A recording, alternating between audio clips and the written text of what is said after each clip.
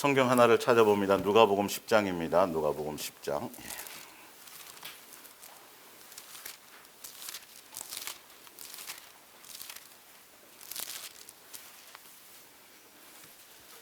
17절입니다. 누가복음 10장 17절.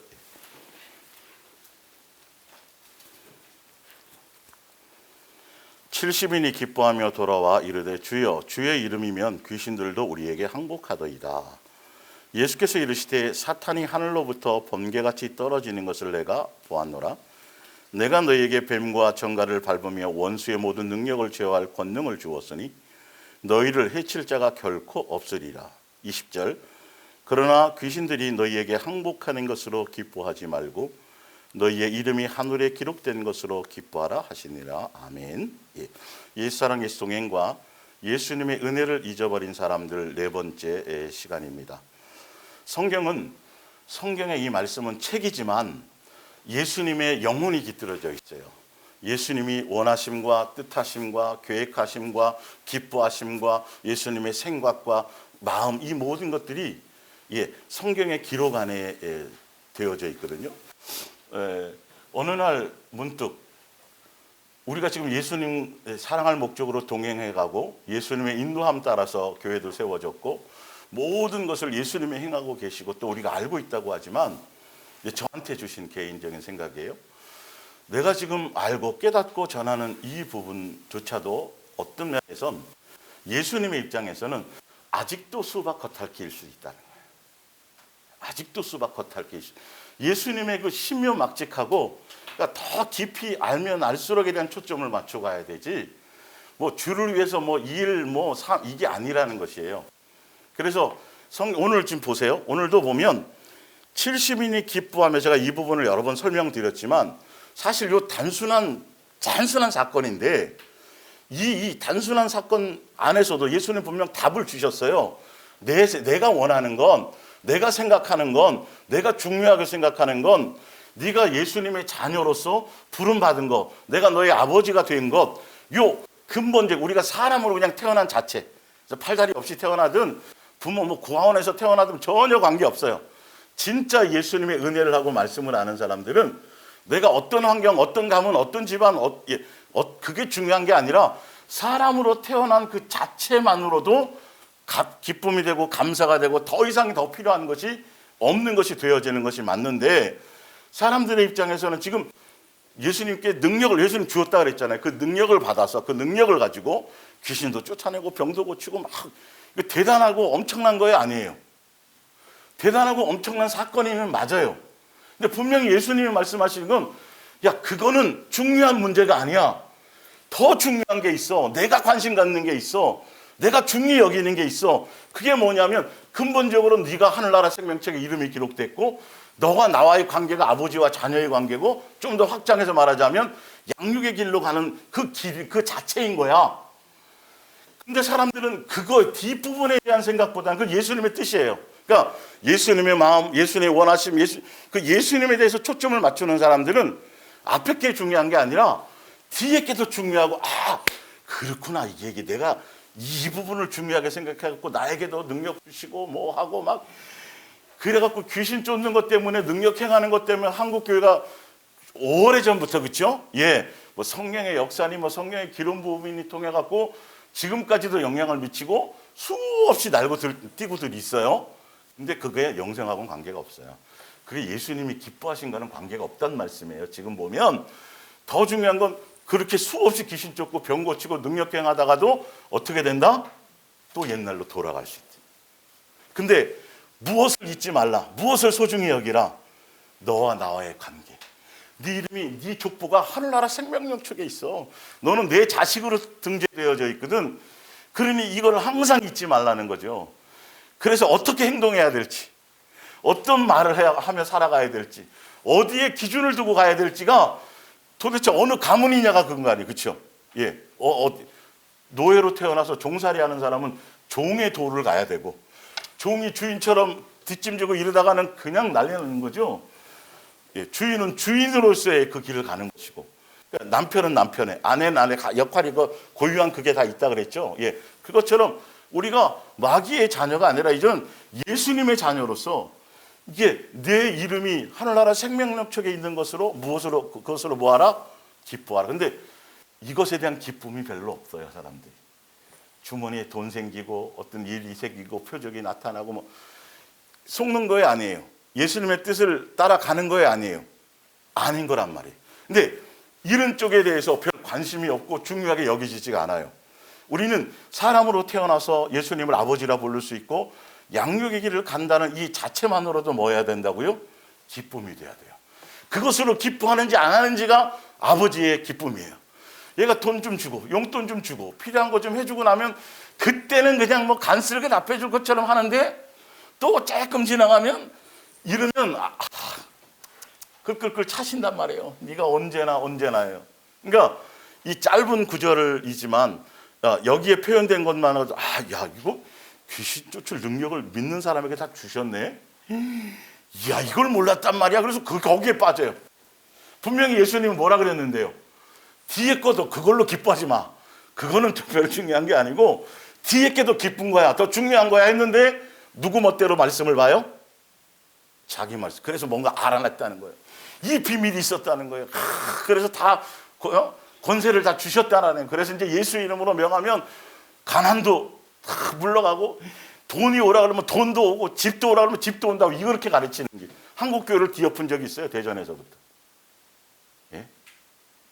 뭘 설명드리려고 하는지를 아셔야 돼요. 예수님의 입장, 예수님이 원하신 그분의 뜻에 맞춰 거기에 관심을 가지고 그 안에서 우리의 삶의 길을 가는 거거든요. 그런데 정작 예수님이 우리에게 다 주셨는데 사람으로 태어나는 순간부터 자녀로서의 하늘나라 신령한 복을 다 가지고 태어나게 하신 것이고 예수님을 또 알게 하셔서 믿게 하시고 양육의 길을 또 가게 해주고 하여튼 뭐 우리가 이 땅에 아무것도 가지고 없는데 뭐 소위 말하는 옷 몇 벌이에요 지금? 옷 몇 벌? 건진 게 많아요. 성경적으로 이렇게 벌거벗어 이제 이런 거에 대한 주신 거, 은혜 베푸신 거에 대한 생각은 아무 생각이 없어요. 그리고 또 끊임없이 예수님을 통해서 뭘 더 추구하고 뭘 얻고 또 뭐 더 부흥이나 뭐 영적인 뭔가를 더 주시고 뭐 하시고 뭐 계속 능력도 주시고 은사도 주시고 뭐 그거 해서 뭐 하려고요? 뭐 하려고요 도대체? 거기다 주를 위한 거라고 쓰죠? 새빨간 거죠. 주를 위한 거라고 말하지나 말든가. 내가 좀 써먹으려고 그래요. 그러면 오히려 더 나아요. 근데 포장지는 다 주를 위한 거고 우리도 스스로 그렇게 속아 왔었던 거예요. 진짜 예수님은 내가 너의 아버지. 예수님이 내 아버지란 말이야 감히? 나 같은 우리 주제를 알게 되네.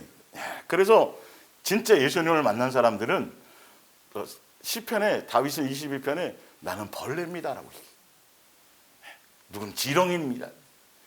베드로도 금을 던지다가 내가 수고해봤는데 아니에요. 근데 한번 제가 선생님 말씀 따라서 또 고상하게 보이고 뭐 그러니까 한번 제가 던져볼게 고기를 잡았거든요. 배에서 뛰어내려가고 그때 예수님 앞에 뭐라 그래요? 내가 뭐다? 죄인으로서. 주제를 아는 거예요. 뭔 우리가 뭐 고개 세울 일이 있고 뭐가 있겠어요? 진짜 예수님을 만난 사람들은 제대로 만나기 전에는 주의 이름으로 이걸 했고요, 저거 했고요, 제가 뭐 뭘 감당했고요, 제가 이런 얘기를 하는데 진짜 예수님을 만나면 나 죄인 괴수 중에 괴수입니다. 사도 바울이 바뀌었던 것처럼 뭘 알게 돼요?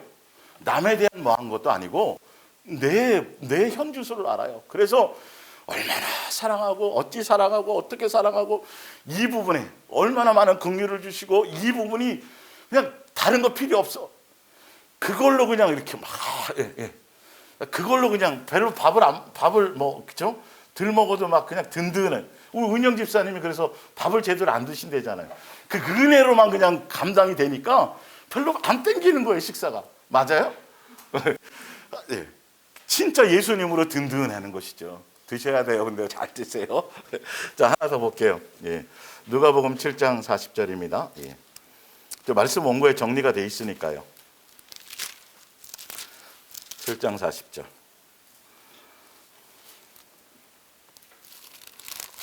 성경에 나와 있는 걸 그냥 그대로 제가 보여드리는 거예요. 예수님이 어떤 심정으로 이 말씀을 하셨는지를. 예.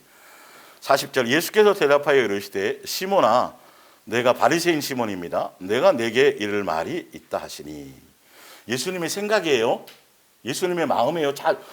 예수님이 이런 것 각도에 이런 걸 보고 계시고 이런 걸 점검하시는 분이구나. 이렇게 말씀을 눈이 떠야 돼요. 예. 선생님 말씀하소서. 이르시되 빚 주는 사람에게 빚진 자가 둘이 있어 하나는 500데나리온을 줬고 하나는 50데나리온을 줬는데 갚을 것이 없으므로 둘 다 탕감하여 주었으니 둘 중에 누가 그를 더 사랑하겠느냐. 43절에 시몬이 대답하여 이르되 내 생각에는 많이 탕감함을 받은 자니이다. 이르시되 내 판단이 옳다 하시고. 알아요. 예화를 들어줬더니 당연히 많이 탕감받은 사람이 많이 사랑할 거라는 걸 알아요. 아는데 정작 종교의 지도자라는 사람이 금식하며 1회에 2번씩 금식하며 좁쌀까지 쌀알까지 씌어가면서 정확하게 11조도 하는 사람이, 그리고 구제도 하는 사람이, 남들이 다 알아요. 기도 열심히 하는 거, 남들이 다 알아요. 구제 많이 하는 거, 세상에 존경받을 만한 사람이고 주여 주여를 수없이 하는 사람인데 정작 뭐를 몰라요? 탕감받은 걸 몰라요. 본인이 그런 사람인 걸 모른다는 거예요. 어떤 사람보다도 우리는, 그러니까 예수님을 알고 믿고 깨닫는 사람은 뭘 더 아는 사람이라고요? 내가 사랑에 빚졌다, 탕감받았다. 다른 거에 빚 말고 다른 거에, 예수님의 빚진 그 사랑의 빛이, 그것이, 그 사랑이 나를 강권해서 그 사랑 때문에 항상 더 누구를 향해 갈 수밖에 없어요? 나를 사랑해 주신, 어떻게 하면 그분의 그 사랑, 보답이 아니라 그 사랑을 아니까 그 사랑에 함께 가고 싶은 거죠. 우리가 사실은요, 어떤 그 보상이 아니에요. 나를 사랑하는 그 사랑이 너무 좋아서, 그 사랑의 가치를 너무도 아니까, 예수님이 왜 나를 사랑해 준지를 아니까, 내가 너 사랑해 줬으니 이것 바치고 저것 바치고 어디 가서 뭐하고, 이게 아니라 내가 사랑해 준 것처럼 너도 내 사랑 안에 함께 가면 되지 않니? 그럴 수 없겠니? 라는 이것을 아니까, 밑에 볼게요. 시몬에 이르시되 내 생각에, 44절, 그 여자를 돌아보시며 시몬에게 이르시되 이 여자를 보느냐? 내가 내 집에 들어올 때에 너는 내게 뭘도 안 줬어요? 발 씻을 물도. 이거는 손님이 오면, 손님을 초대하면 여기 기본이거든요. 기본. 거기는 뭐 사막이고 하여튼 그 모래바람이 막 하여튼 그러니까. 근데 예수님에 대한 선생님이라고 하지나 말든가, 주여라고 하지나 만들든가, 예수님에 대한 존중과 경외와 중심이 하나도 없어요. 하나도 없어요. 그들의 마음에 보면. 자, 들어올 때 너는 내게 발 씻을 물도 주지 아니하였을 때 이 여자는 눈물로 내 발을 적시고 그 머리털로 닦았으며, 너는 내게 입 맞추지 아니하였을 때 그는 내가 들어올 때부터 내 발에 입 맞추기를 그치지 아니하였으며, 너는 내 머리에 감람류도 붓지 아니하였을 때 그는 감람류를 내 발에 부었느니라. 47절, 이러므로 내가 너에게 말하노니 너의 많은 죄가 사하여졌도다. 이는, 여인보가 하는 거죠. 이는 그의 사랑함이 많음이라. 사함을 받은 일이 적은 자는 적게 사랑하느니라.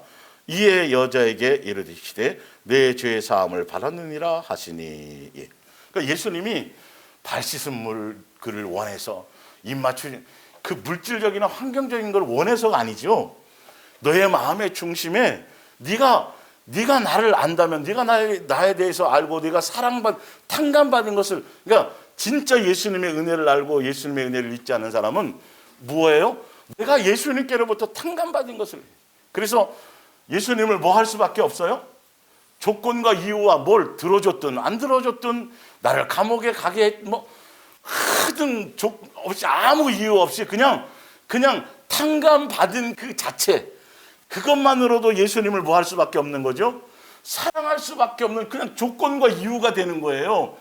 종교심은 여기에 필요가 없어요. 사실은요, 종교심은 나 좋을 때만이에요. 나 필요할 때만이에요. 내 필요를 채우는 수단인 것이에요. 그러나 근본적으로 진짜 은혜를 아는 사람들은 그냥 그거예요. 예수님 생각해도 나 같은 걸, 죄인 되고 원수 된 나를, 나 같은 걸 용서하시고 나를 위해서 죽은 이 기본만을 가지고도 누구를 향해서? 예수님을 향해서 마음을 드리고 생각을 드리고 이렇게 그분을 존중하고 항상 생각하는 거죠. 감사하는 거죠. 누누이 제가 예화를 들지만 진짜 배고파서 굶어 죽게 생겼을 그때 컵라면 하나만 누가 해서 그때 그 컵라면을 잊지 못하는 거야. 나중에 부자가 돼서 막 그냥 팔보채에 막 탕수육 잔뜩 시켜놓은 그 진수성찬 앞에서도 뭘 잊지 못해요?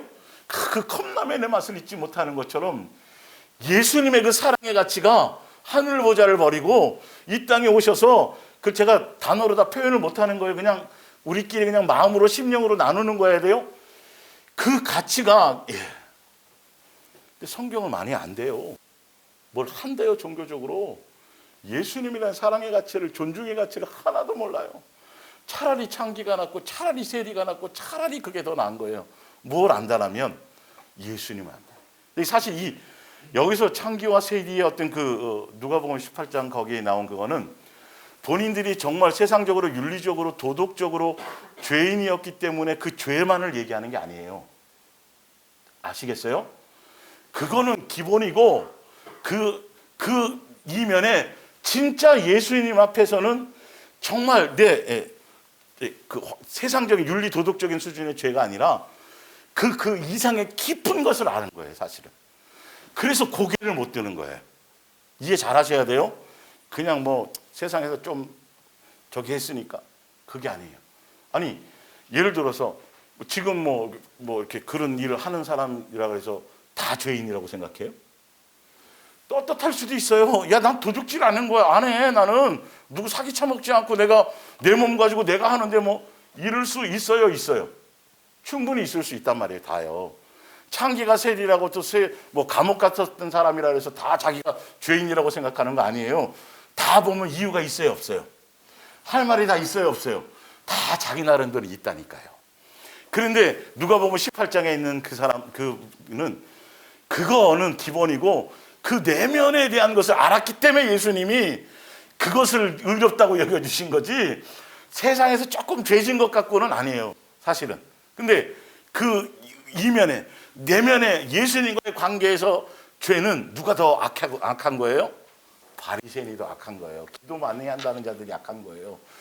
그러니까 남을 판단하고 정죄하고 예수님적인 게 아니라 마귀적인 것을 드러내는 그의 심령의 열매를 보면서 종교적인 의식과 행위와 뭐 금식 많이 한 게 뭔 의미가 있고 네가 성경 많이 본 게 뭔 의미가 있고 기도 많이 하는 게 뭔 의미가 있니?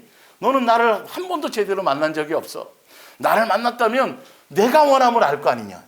내가 기뻐함을 원함을 알 거 아니냐. 근데 이 창녀고 남에게 손가락질 받았던 그 여인은 예수님이 뭘 알고 뭘 원하시고 어떤 분인지를 아는 거예요. 그래서 향유값은 뭐 그건 말할 것도 없고 그냥 눈물로 머리를 풀어서 전부예요, 전부. 예수님에 대한 공경과 경외와 머리를 풀 수가 없네, 그죠? 우리는 긴 머리가 없어서. 그러면 이건 우리의 삶에서 순간순간 우리는 자꾸 너무 높은 것을 자꾸 보고 가려고 그래요. 기본으로 다시 돌아가 보세요. 이런 마음이 내 속에서 내가 예수님의 자녀로 내가 탕감받은 그것만으로도 진짜 내가 예수님에 대한 어떤 것을 표현한 적이 있던가.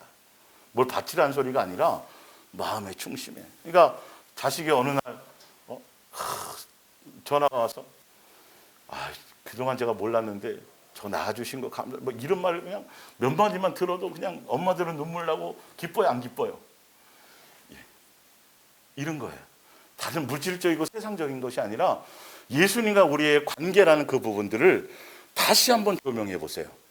종교적으로나 어떤 그 지식적인 것이 아니라 실제로 부모와 자녀의 그 실제적인 관계로 여러분이 부모로서 자녀로서의 어떤 관계를 갖듯이 예수님도 똑같이 우리에게 그런 모습으로 우리를 대하시고 그런 것에 마음이 있으시다라는 것이죠. 이 부분이 그러니까 지금 예수님이 만약에 여기 계시다면 나도 뭐 좀 했을 텐데 그거 말고 삶의 현장에서 진짜 밥 먹을 때 뭐 할 때 생각날 때 뭐 할 때 진짜 마음을 담아서 누구를 향해서 예수님을 향해서 예수님 놓치지 않고 예수님 그것에 대해서 내 존중으로 입술로 표현해드리고 마음으로 생각해드리고 이게 하나하나가 예수님께는 기억이 되고 수없는 사연이 되어서 예수님을 기쁘게 하고 흐뭇하게 하는 거예요. 이 깊은 관계를 더 요구하시고 원하시는 거예요. 바리새인적으로 제가 뭐 사명 감당하고요, 제가 뭘 성도들을 많이 가르치고요, 제가 나가서 수많은 사람 여러분 이제 좀 원리를 아시겠어요? 종교적으로는 계속 주의 일이 뒤에 나와 있지만 주의 일도 아니에요. 무슨 님의 일? 무슨 님의 일이요? 주님의 일이라 그래가지고 교회 건물 성전이라고 말한 적도 없는데 건물 관리에 뭐. 근데 진짜 성경에서 말하는 예수님의 일은 뭐예요? 내가 성전이에요. 내가 자녀예요. 내가 달라지는 거예요. 내가 새로워지는 거예요. 내가 그 뜻을 따라가는 거예요. 내 삶이 바뀌는 거예요. 이것을 기뻐하신다는 거예요. 이 길이 완전히 틀리기 때문에, 그래서 제가 아까 말씀이 예수사랑 예수 동행교회에서도 성경을 갖고 말씀하고 다른 종교적인 교회에서도 똑같은 성경을 갖고 얘기하는데 왜 말씀의 내용에 이런 것들이 어떻게 이렇게 차이가 있는 이유가 있어요. 방향이 틀리기 때문에. 종교적으로 자기 멋대로 성경을 보는 거고, 자기 중심적으로. 우리는 자기 생각을 집어넣지 않고 그냥 성경에서 기록된 그 자체를 보면서 그 마음을 조금 중매를 받고, 그래서 같이 읽으면 같이 동의가 돼요, 안 돼요? 되는 거죠. 항상 조명이 나와 예수님의 관계고, 이런 걸 기뻐하시는구나, 이런 걸 좋아하시는구나. 그래서 문득문득 예수님이 나에게 주실 때 표현하고, 어떤 때 옛날 지나간 과거를 내가 이런 거 그랬지, 그래 맞아, 이게 잘못된 거네 알게 하시면 솔직하게 뭐 하고 예수님께 제가 잘못했어요, 그때 몰라서 그랬는데요, 용서해 주세요. 이렇게 할 줄도 알고, 이런 것들이 자연스러워지는 거예요. 근데 예수님은 이걸 세상에 그 어떤 것을 하는 것보다 기뻐하시고 좋아하신다라는 거죠. 그리고 세 번째 보면, 세상을 살면서 어떤 이유든 어떤 환경이든 어떤 조건에서도 원고 세 번째요, 변함없이 예수님만 사랑하고 범사에 감사하고 항상 기뻐하고 쉬지 않고 예수님과 교제하게 되는 건, 진짜 예수님의 은혜를 알고 예수님의 은혜를 잊지 않는 사람들은 조건과 관계없어요. 세상 일과 관계없어요. 세상에서 이제 기본이 항상 예수님으로 기쁨이에요. 항상 예수님 모든 일에 범사에 감사해요. 항상 예수님을 잊지 않고 놓지 않는 거예요. 이게 이제 기본이 되는 거예요, 은혜 안에 있는 게. 근데 안색이 변하거나 기쁨이나 감사나 어떤 것들이 자꾸 내 속에 뭔가 이렇게 걸림돌이 생길 때는 보나마나 뭘 잊어버린 거예요? 은혜를 잊어버린 거예요. 아주 바르게 체크하시고 여러분들이 점검하셔야 돼요. 또 디모데전서 1장 13절을 봅니다. 디모데전서 1장 13절. 나머지는 이제 말씀 원고가 있으니까 찾아보시고요.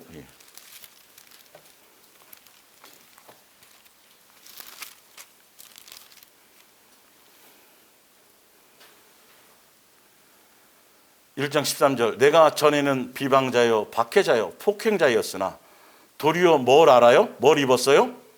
긍휼. 은혜를 딱 아는 순간, 옛날은 사도 바울이 어떤 사람이었어요? 뭐 말할 게 없죠. 스데반 잡아 죽였죠. 뭐 예수님을 이단으로 몰았죠. 주를 위한 그 열심이 잘못된 열심 때문에, 다른 열심이 아니었다니까요. 주를 열심히 한 그 열심이, 근데 희한하게 참 중요한 건 열매가 예수님적인 것이 아니라 마귀적인 것으로 나타나요. 가문 자랑해요. 공부 많이 한 거 자랑해요. 율법의 의의가 흠이 없었다고 자랑해요. 시민권 자랑해요. 다 자랑거리였어요. 의였고. 근데 이거는 괴수 중에 괴수래요. 자기가 살았던 인생이 폭행자요, 비방자요. 근데 무슨 눈으로 봤을 때? 예수님의 관점으로 봤을 때. 여러분 이거여야 돼요. 예수님의 관점으로 봤을 때 내가 어떤 모습이었고, 그래야 내가 은혜 받은 걸 알아요. 탕감 받은 걸 알아요. 용서 받은 걸 알아요. 근데 사람들은 예수님의 입장에서 내 것이 아니라 자꾸 기본이 사람에 의했어요. 사람 보기에 칭찬받고 사람 보기에 관심받고. 아직도 여러분 속에는 사람이 우상으로 남아있어요. 다 완전히 제거됐다고 생각지 마세요. 사람을 의식하고 사람에 대한 것이 아직도 남아있어요. 됐다고 생각하면 안 돼요. 끊임없이 앞으로도 제거하셔야 되고, 그래서 더 철저하게 누구만을 의식될 수 있도록 예수님만. 그래서 예수님 앞에 내 모습만 보면 되는데, 예수님이 주신 그것으로 자꾸 남을 자꾸 엮는 줄 본단 말이에요. 한심하게 보이는 것들이 있고 막. 그러지 마세요. 큰일 나요. 고개를 글로 돌리지 말고 내 그것만 보란 말이에요. 그러니까 사도 바울이 솔직하게 얘기하잖아요. 옛날에는 그랬다. 근데 그 당시에 종교 지도자로서 사도 바울이 특별한 권세도 가졌고요. 교단에서 권세를 가졌어요. 그리고 실제로 종교적으로나 어떤 면에 높은 자리에 있었고요. 이름도 날릴 수 있었고요. 명예도 있었고요. 지금으로 말하면 이루 말할 수 없을 정도로 존경받던 사람이에요.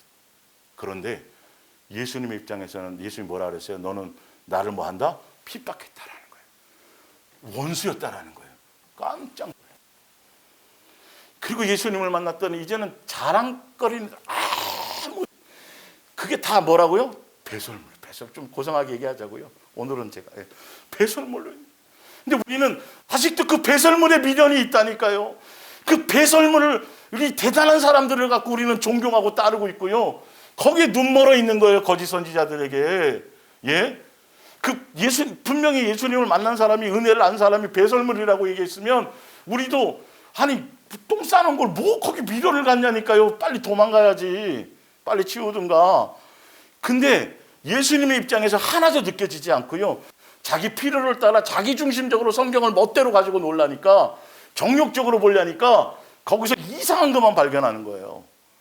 예수님이 원하는, 예수님의 그 심장, 예수님이 원하는 것에 초점을 맞춰야 되는데, 사도 바울이 이 정도면 우리는 뭐 더 할 거 아니야? 그래서 그런 게 안 느껴지는 것을 고민해야 되는데, 고민해야 되는데 우리는 다른 쪽에. 여러분, 진짜 사도 바울이 자랑했던 그 수많은 것들, 지금 많은 종교인들이 자랑하는 것들, 내세우는 것들, 건물, 책 쓴 거부터 시작해서 그 목요일날 좀 자세하게 설명드릴게요. 그런 모든 것들이 예수님의 입장에서는 뭐다? 배설물. 배설물 보고 따라가지 마세요. 배설물 그것 때문에 부러워하지도 마시고요. 진짜 중요한 건 내 안에 예수님에 대한 내 자신을 발견하고, 나를 고백하여 내가 폭행자고 내가 죄인의 괴수 중에 괴수였었어요. 그런데 예수님의 은혜를 입었어요. 이 고백에 예수님은 그것을 기뻐하시는 거예요. 주여, 제가 그래갖고요, 제가 주를 위해서 뭐 주며, 그건 예수님이 벌써 이거 위험한데 이른단 말이에요. 긴장을 딱 하세요. 벌써. 주여, 제가 그 은혜를 받고 긍휼을 받았어요. 그래서 제가 좀 생각해 봤걸랑요. 야, 생각하지 마. 그러면 생각하지 마. 그럼 얼마나 우리가 지금까지 수많은 교회들이 방향을 엉뚱한 쪽으로 지금 정반대의 길로 가고 있어요. 똑같은 성경책 갖고요. 똑같이 은혜 받는다고 하면서도요. 그 은혜를 이상하게 받는다니까요. 오히려 그래서 더 교만해지고 더 높아지고 더 예수님과 원수되고 반대되는 길을 가서 어디 가서나 자기 얘기하고 자기 드러내고 자랑하고 이런 것에 정신이 없다니까요. 여러분, 속지 마세요. 스스로 속지 마세요. 성경의 말씀이 원하는, 예수님이 원하는 그 가치는 그런 데 있지 않아요. 죄인이 죄인인 걸 깨닫는 걸 기뻐하는 거 아니겠어요? 죄인인데 병 들었는데 안 들었대. 자기는 병원에 좀 가보려는데 굳이 안 가는 거예요. 그게 속 터지는 거죠. 병 들었으면 당연히 누구 앞에 나와야 되는데, 의사 앞에 나와야 되는데 안 나와요. 예수님을 찾지 않아요. 죽어가는데도 몰라요. 이런 것들을 성경을 통해서 생각의 전환을 가지셔야 돼요. 고린도후서 12장 9절이에요. 고린도후서 12장 9절.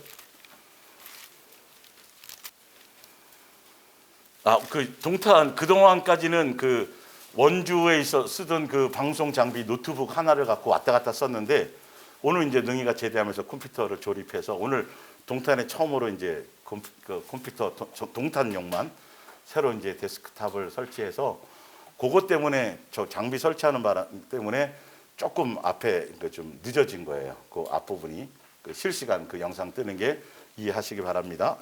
12장 9절. 나에게 이르시기를 내 은혜가 내게 족하도다. 이는 예수님의 능력이 약한 데서 온전하여 짐이라 하신지라. 그러므로 도리어 크게 기뻐함으로 나의 여러 뭘 자랑해요? 약한 것들에 대하여 자랑하노니. 이는 그리스도의 능력. 그러니까 약한 것들을 자랑한다는 의미는 내가 더 많이 누구 아니면 안 된다. 그렇죠. 기도만, 아무 사정이, 예수님 놓치지 않고, 예수님의 은혜 아니고, 예수님이 돌봐주시지 않고, 예수님이 간섭해 주시지 않고, 더 옛날에는 예수님이 20이고 나머지가 80이 나로 말미암았다면, 이제는 완전히 바뀌어서 나로 말미암은 것이 싹 없어지고 누구로만 가득 채워져야 돼요? 예수님으로만. 그걸 아는 사람들은 예수님의 은혜를 알고 그걸 아는 사람들은, 예수님에서 살아가는 걸 아는 사람들은 내 연약한 거 부족한, 아유 진짜 또 넘어졌잖아 내가. 그런 줄 알았더니 또 이렇게 실수했네. 이게 이제 자연스러워지는 거예요. 언제부터 고상했다고, 언제부터 뭐 좀 예수님의 뜻을 따라 잘 살았다고, 그냥 부끄러워서 드러내지도 않고, 요거 드러나면 내 자존심, 이거 다 마귀적인 거예요. 우리 안에서는 저도 마찬가지고 다 자연스럽게 예수님을 알게 하고 보여주시면 넘어진 거, 실수한 거 고백하는 거예요. 예수님 또 이게 어떻게 해요, 또 제가 이랬는데요. 이제 뻔뻔해지는 소리가 아니에요. 이 뻔뻔해지는 게 아니라 이게 너무도 이게 우리가 고상했었기 때문에요. 이 상담하다 보면 그것 때문에 막 죽으려고 그래요. 마음이 많이 듣고 가르침도 받고 은혜도 받았는데 왜 맨날 나는 요 모양 요 꼴이죠부터 그럴 때마다 제가 항상 얘기하는 게 뭐냐면, 아니 지금 잘 가고 있걸랑요. 그때보다는 달라진 거예요. 제가 무슨 사탕발레만 하는 줄 알아요. 제가 그냥 뭐 상담사로서 뭐 절대 그 짓을 안 해요. 그대로예요. 그대로 예수님 보신 입장에서. 그러면서 달라지는 거예요. 그렇게 더디 달라져야 뭐 하지 않아요? 자만하지 않고 교만하지 않아. 우리 너무도 속을 뻔히 알고 있기 때문에 남보다 일주일만 빨라져 봐야 그 자랑거리가 되는 거지. 예? 예수님이 그걸 아시란 말이에요. 근데 사람들은 빨리 예수님 만나고 뭐 어떻게 돼가지고 어떻게 뭘 자꾸 엉뚱한 쪽으로 한다니까요. 주를 위해서 뭘 해드리려고. 아니 지금 너 바꾸기도 평생이 걸리거든. 너를 통해서 뭘 내가 받기를 원하니 지금. 아니 번지수를 알아야 돼요. 성경의 번지수를. 마귀가 속이는 거예요. 그건 사단이 속이는 거예요. 자기 앞가림도 못하고 자기 가정도 제대로 아시죠? 지금 요즘 들어서요. 원리가 뭔지 가장 기본이고 가장 중요한 거란 말이에요. 사실은. 근데 오늘 조 집사님하고 오면서 대화를 나눴지만 제 개인적으로는 이 아내분들에게 무릎을 꿇고 빌고 싶어요.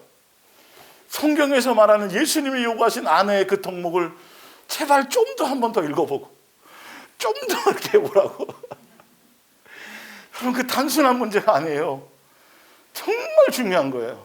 정말 기본이고 기초고 영적 양육의 길과 영적인 전투의 전초기지가 바로 거기에 먼저 있어요. 근데 중요한 건 예수님이 그걸 먼저 요구하신단 말이시죠. 하여튼 그것처럼 그런 부분에 우리가 이제 초점을 맞추고 가야 되는데 우리는 끊임없이 자꾸 다른 것에 초점을 맞추고 자랑하세요. 드러내세요. 뻔뻔해지는 소리가 아니라 그래서 그럴 때마다 뭐 하라고? 감사하라고. 내가 몰랐거든요. 그런 줄 알고 스스로 취하고 스스로 착각해서 있었는데 나는 절대 그런 인간이 아니야. 나는 심지가 굳어. 근데 아니요. 예수님은 그 고유하게 오랫동안 갖고 있었던 그런 것들을 자꾸 깨트리시고 변화시키시고 각자에 맞게 예수님은 뭐하고 계신다? 양육하고 계신다. 오늘도 우리는 여러분 직장을 가는 게 아니에요. 뭐 받으러 가는 거예요? 양육 받으러 가는 거예요. 공부하러 가는 게 아니라 뭐 받으러 가는 거예요?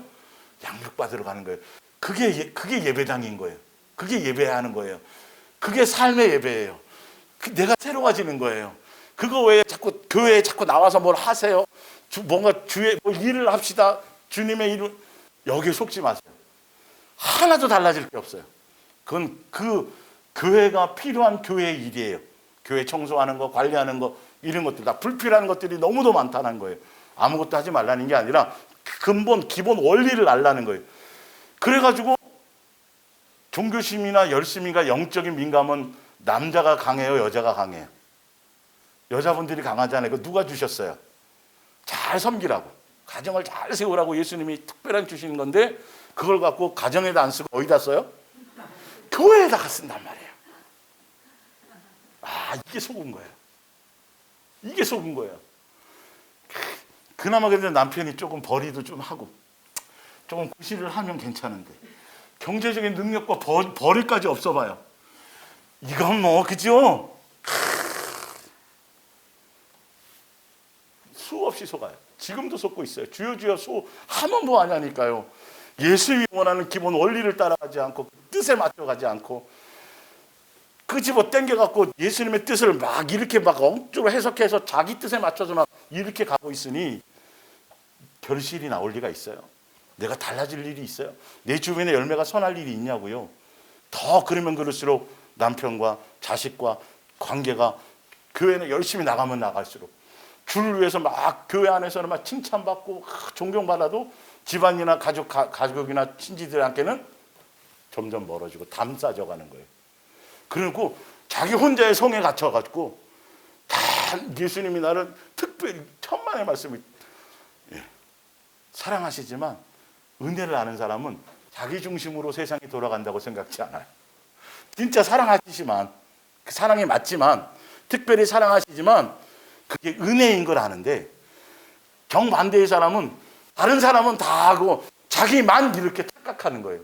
비슷하지만 전혀 아니에요. 이걸 이제 알게 된다는 것이죠. 자, 이제 프린트물 이제 가볼게요. 신명기 8장이요.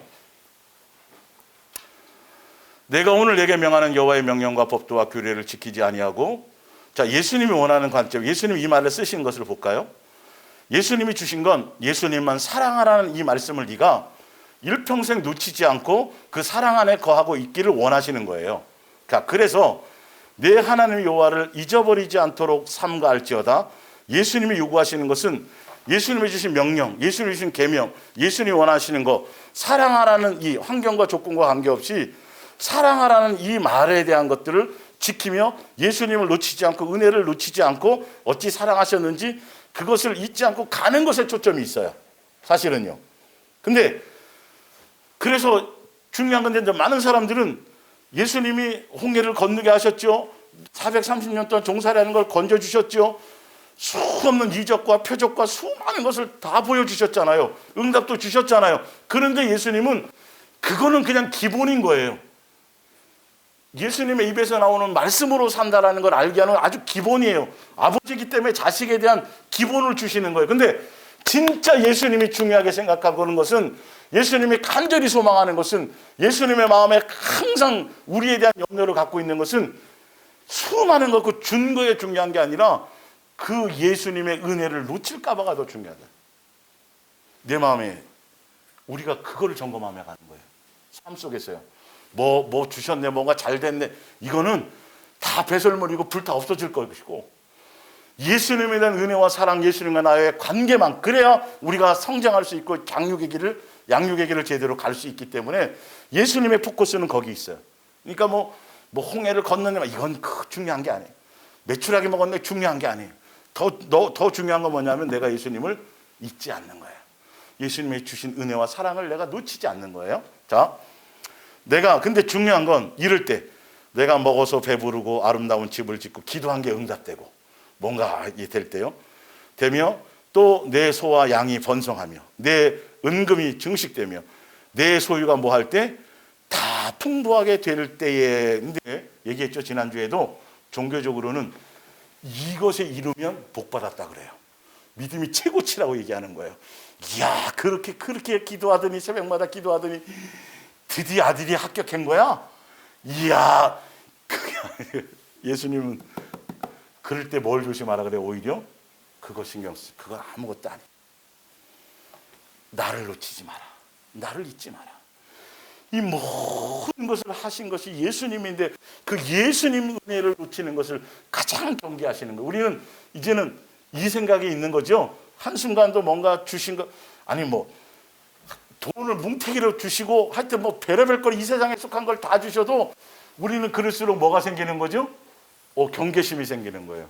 오히려 그것에 마음 뺏기지 않고 더 많이 예수님에 대한, 이게 여러분 얼마나 큰 축복인지 아세요?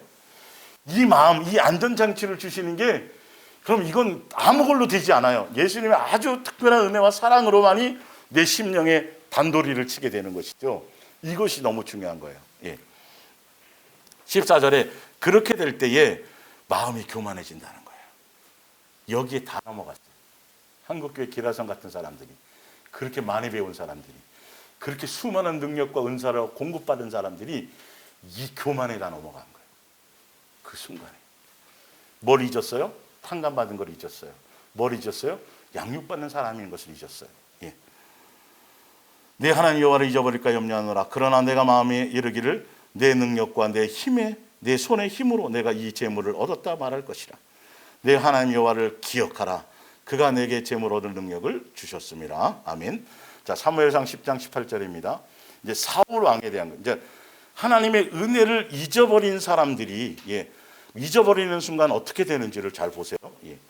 사울이 성문한 사무엘에게 나아가 이르되 선견자의 집이 어디인지 청하건대 내게 가르치소서 하니 사무엘이 사울에게 대답하여 이르되 내가 선견자이니라.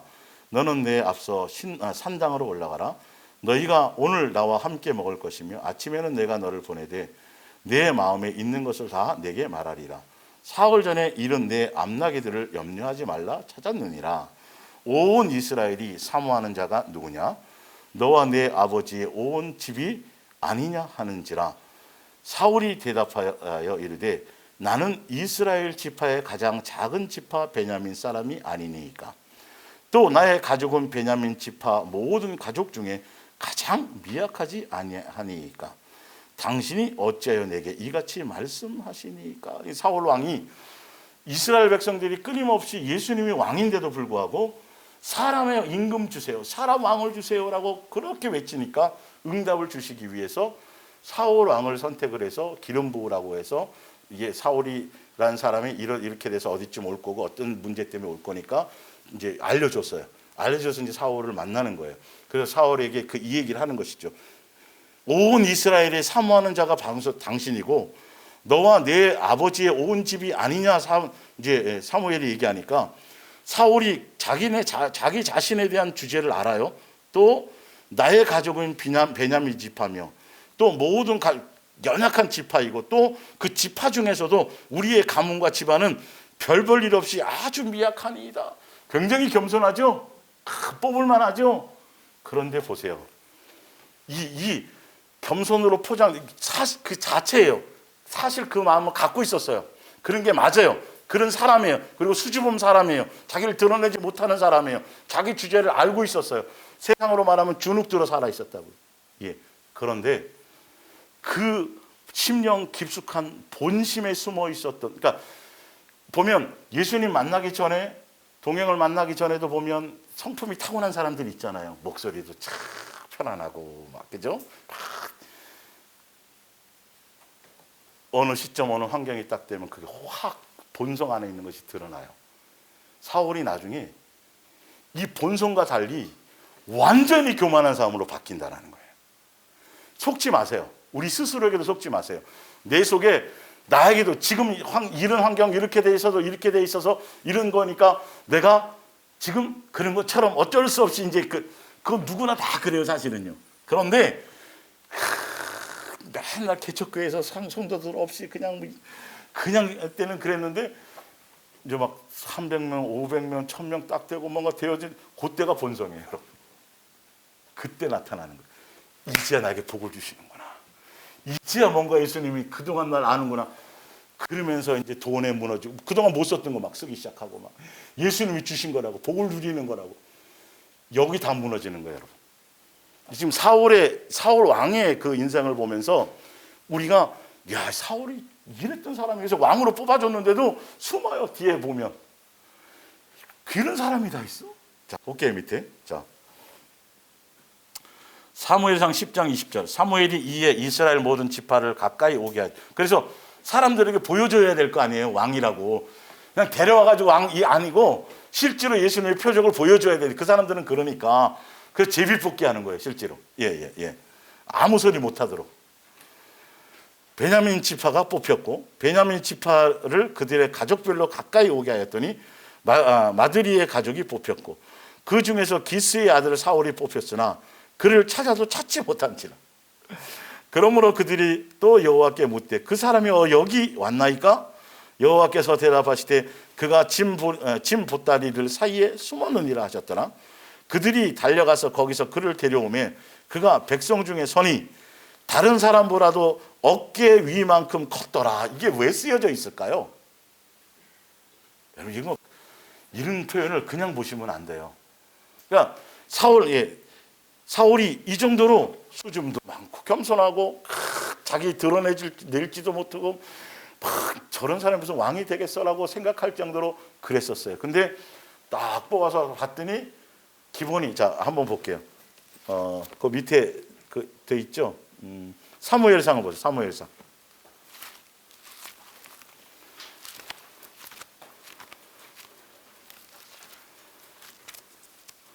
사무엘상 16장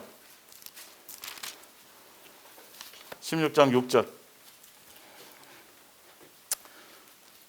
다윗을 기름 부음을 연 장면에 16장 6절. 그들이 오매 사무엘이 엘리압, 다윗 가문의 가장 큰 아들. 사무엘이 나름 신령해요, 안 신령해요? 선지자 중엔 그쵸, 어릴 때 예수님의 약속을 받고 태어났잖아요. 그래서 부모가 또 한나가 해서 교회 그냥 그 성전 안에서 그냥 양육받고 예수님 음성도 듣고요, 막 나름 그쵸? 그랬던 사람인데 잘 똑같은 성정을 가졌어요. 신령해도. 착각하지 마시라는 소리예요. 뭔지 아세요? 예수님이 그를 능력을 줘서 그 일을 감당할 수 있도록 그 자체인 거지 그 사람 자체가 대단한 게 아니란 말이에요. 중매자는 중매자로서의 역할을 감당할 수 있도록 예수님이 뭔가 그것에 대해서 뭔가를 주시지만 그걸 착각하면 안 된단 말이에요. 본인도 양육받아야 되고 본인도 똑같이 말씀에 적용되는 사람, 이걸 알아야 되는데 사무엘도 결론은 그런 사람인 거를 제가 설명드리는 거예요. 나왔으니까. 보고 마음에 이르기를, 이야, 예수님의 판단을 자기가 딱 정하는 거예요. 감동을 이렇게 받는단 말이에요. 조심하시란 말이에요. 영적인 감동을요. 이게 굉장히 민감한 거예요. 이런 거를 자기가 그런 생각에 막 갖추고 막 이렇게 있으면, 교회 이쯤 되면 예배당을 좀 건축해야 될 텐데 막 자기 나름대로 고민하고 땅 알아보고 이럴 때 꿈에 계시가 올 수도 있어요. 뭔 말인지 알겠어요? 조심하시란 말이에요. 예수님께 응답받았다고요? 예수님께 응답받은 건물이 왜 부도가 나겠어요? 왜 그것 때문에 수상 문제가 생기겠어요? 예수님은 한 번도 건물을 성전이라고 얘기한 적이 없어요. 신약에 왔어요. 너와 나와의 관계다라고 분명히 말했는데 아니라는데 자꾸 엉뚱한 쪽에 감동을 받는단 말이에요. 필요하면 예배당 예수님이 주시는데, 예를 들어서 그런 쪽에 막 골면하고 있고 자기 일을 하고 있을 때 나도 예수님이 계시, 꿈에 막 그런 꿈을 꾸거든요. 조심하란 말이에요. 그래서 성경적인 기본을 보면서 가란 말이에요. 성경 그 틀 안에서 영적인 체험조차도 한두 번 더 점검하고. 근데 그의 용모와 키를 뭐 하지 말라? 보지 말라. 사무엘이 그 신령했던 사람도 뭐예요? 용모와 키, 외모, 외형적인 거, 사람을 의식하는 거. 내가 이미 그를 버렸노라. 예수님의 입장에서 완전히 버린 사람인데 사무엘의 입장에서는, 그 신령했던 사무엘의 입장에서는 신령해도 예수님과 동일할 수는 없어요. 항상 예수님이 기준이어야 돼요. 그 신령했던 사무엘조차도 이야, 사울을 왜 머리 큰, 하나 더 큰 대단한 사울을 그 외형적으로 그런 사람을 왕으로 주신지를 아시겠어요? 이스라엘이 요구하니까. 누구의 눈높이를 맞춰서. 만약에 키도 쬐끔하고 소년 다윗처럼 별 볼 일 없는 사람을 뽑으면 또 데모할까요, 안 할까요? 아니, 장난을 치십니까? 우리 다 죽으라는 소리예요. 그러니까 예수님의 능력, 그러니까 예수님에 대한 생각이 하나도 없어요. 그들은요. 끝없이 수단이고 우상숭배하듯이 가는 거예요. 우리도 그럴 수 있다라는 걸 항상 조심해야 돼요. 수줍고 막 이런데 섰더니 머리 하나 있으니까 찍소리도 못하는 거예요, 사람들이. 그래, 저 정도는 돼야 돼. 여기에 속는 거예요. 예수님은 뭘 보시는데? 중심을 보시는데. 소년 다윗인데, 그 소년이 결론은 사울이나 그 엘리압이 나가서 골리앗을 물리쳐요. 소년 동생 취급다는 누가? 다윗이 물리쳐요. 다윗이잖아요. 항상 여러분의 중심에 예수님이라면, 예수님이 이끄시면, 예수님이 원하시는 거라면, 예수님이 살라고 하신 거라면, 예수님이 기록된 대로 가기만 하면, 이게 항상 여러분의 중심이 되셔야 돼요. 사람의 어떤 것과 외형적인 것과 이런 것들을 절대 다 제하여 버리세요. 더 많이 진짜 예수님과 동행하고 예수님을 따라간다라면 삶의 아주 사소하고 아주 디테일한 모든 것에 더 많이 예수님에 의한 것으로 자꾸 바꾸셔야 돼요. 전환하셔야 돼요. 호환이 되셔야 돼요. 완전히. 이해가 가세요? 이런 모든 것들이, 우리는 아직도 사무엘이 경험한 것처럼 사무엘이 아마 크게 경험했을 거예요. 그렇구나. 더 많이 내가 겸손해야 돼갖고 더 많이 일해야 되겠구나를 한 거예요. 그러니까 우리도 우리 스스로에 대해서 항상 이런 부분들을 점검하고 더 애절하게, 더 절실하게, 더 간절하게 누구? 예수님. 그냥 예수님이 좋아야 돼요. 그냥 좋지 않아요? 그냥 뭘 설명이 필요 없잖아요. 그냥 예수님의 그 동행과 은혜, 이걸 그냥 그 은혜의 맛을 보면 그냥 좋아요. 그냥 뭐 관계 없어요. 예수님 뭐를 전 사막을 가라 그래도 뭐 관계 없어요. 그냥 예수님이 좋아서 자꾸 생각나고, 예수님이 좋아서 그 하늘나라 가서 한번 그래도 밥 한 끼라도 짓지 밥은 아니지만 이걸 원하신다니까. 세상도 그렇잖아요. 세상도.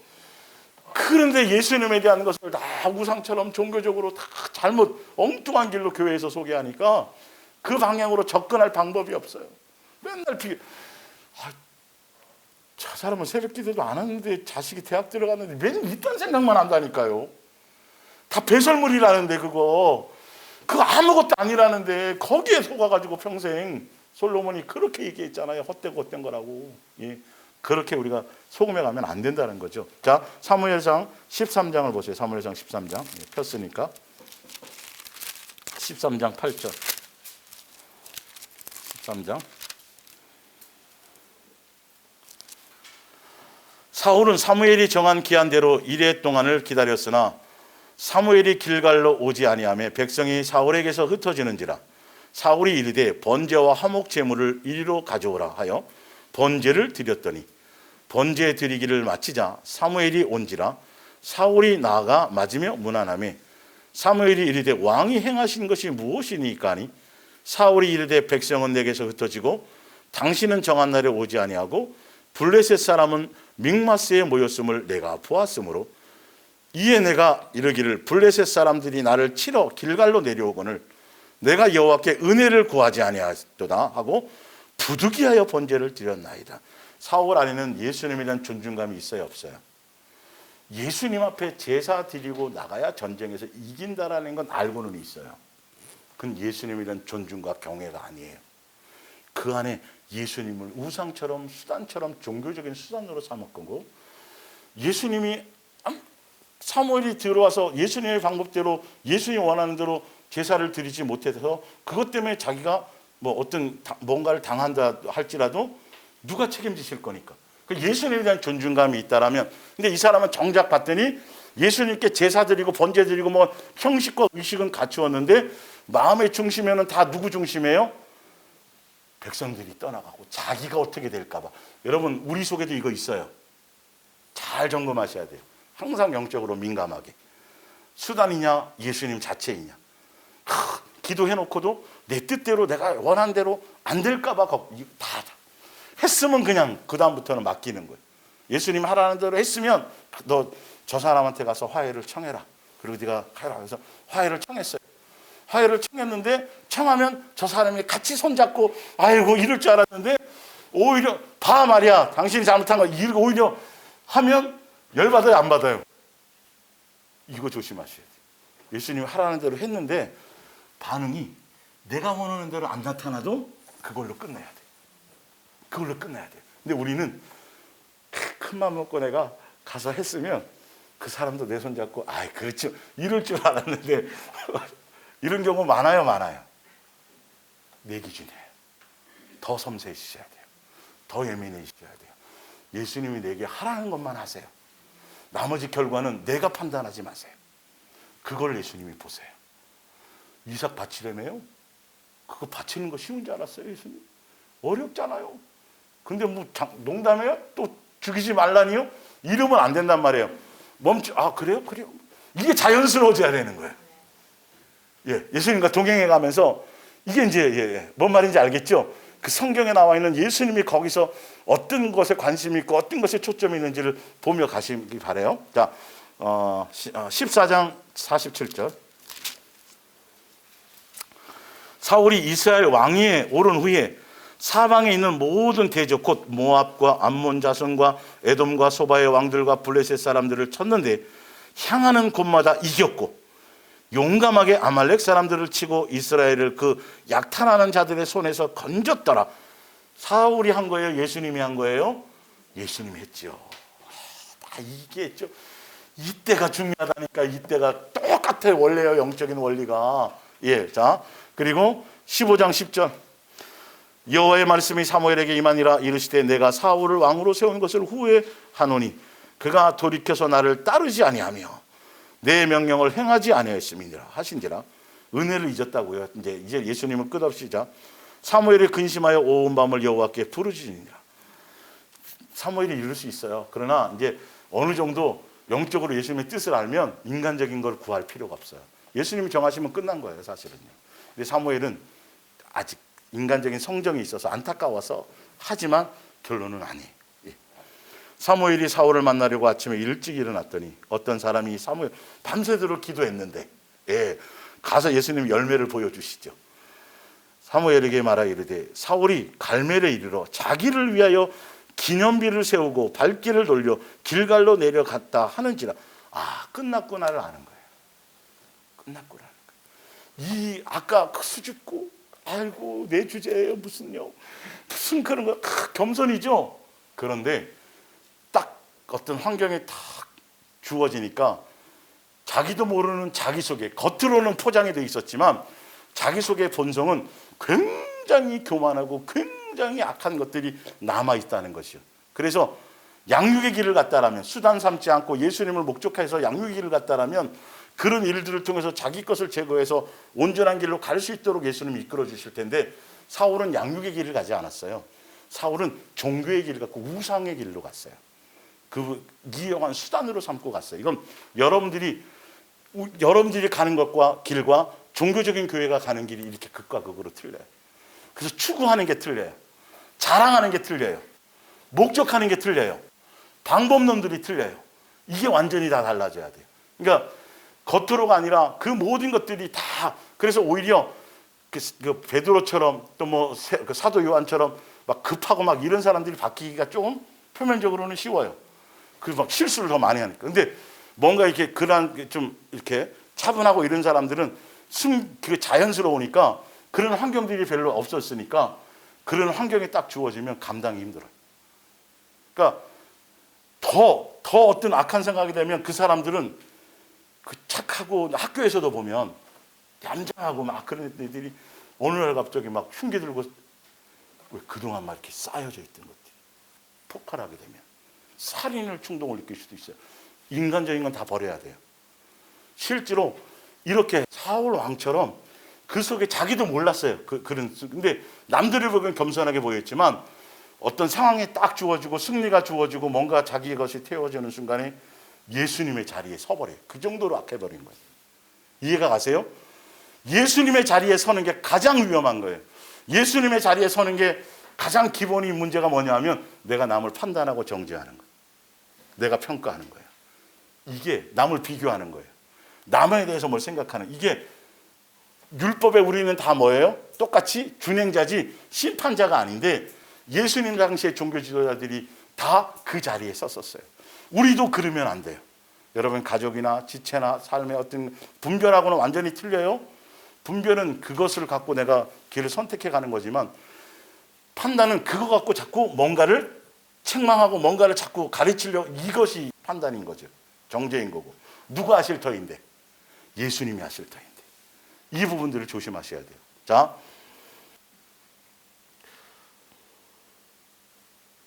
(24절을) 한번 볼게요. 예. 15장 24절. 사울이 사무엘에게 이르되 내가 범죄하였나이다. 범죄했다고 고백은 해요. 근데 한번 보세요. 내가 여호와의 명령과 당신의 말씀을 어긴 것은, 내가 누구를 두려워했다 그래요?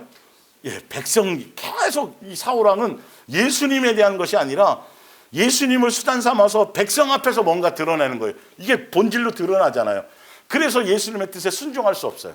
승리를 주어도 예수님이 자랑하고 예수님 드러내고 예수님이 해야 되는데, 자기를 자꾸 사람들에서 드러나고 자기 자랑하고, 여러분 이거는 굉장히 분별을 잘 하셔야 돼요. 종교 지도자들을, 특히 더 이런 부분들에 대해서. 당신의 말씀 어긴 것은 내가 백성을 두려워해 그들을 말을 청종하였습니다. 뉘우치는 것 같죠? 근데 보세요. 근데 이 말하는 목적이 따로 있어요. 청하옵니 지금 내 죄를 사하고 나와 함께 돌아가서, 멋대로 자기 멋대로 또 보니까 자기 방법대로 해요. 가서 나로 하여금 여호와께 경배하게 하소서 하니 사무엘이 사울에게 이르되 나는 왕과 함께 돌아가지 아니리이다. 이는 왕이 여호와의 말씀을 버렸으므로 여호와께서 왕을 버려 이스라엘 왕이 되지 못하게 하였습니다 하고 사무엘이 가려고 돌아설 때에 사울이 그의 겉옷자락을 붙잡으며 찢어진지라. 예수님이 이렇게 명령했다는데도 하나도 동요하지 않아요. 이해가 가세요? 이게 굉장히 약한 거예요, 사실은요. 예수님이 그렇게 해서 지금 이렇게 된 겁니다라고 선지자가 분명히 얘기했는데도 불구하고 그것에 순종이 안 돼요. 그건 그거고 자기는 끝까지 자기의 뭔가를 사람들 앞에서 자기의 위신을 세워달라는 거예요. 그 제사를 통해서, 예배를 통해서 자기의 뭔가를 드러내게 해달라는 거죠. 여러분, 이거 다 우리 속에 아직도 남아있어요. 이런 것들이요. 절대 예수님을 수단 삼으면 안 돼요. 오늘 마지막 말씀 찾아볼게요. 예. 역대상을 봅니다. 역대상. 사울의 인생의 결론이 나와요. 그 깊숙하게 숨겨져 있는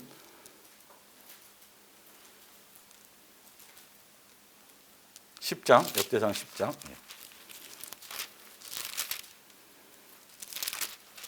13절.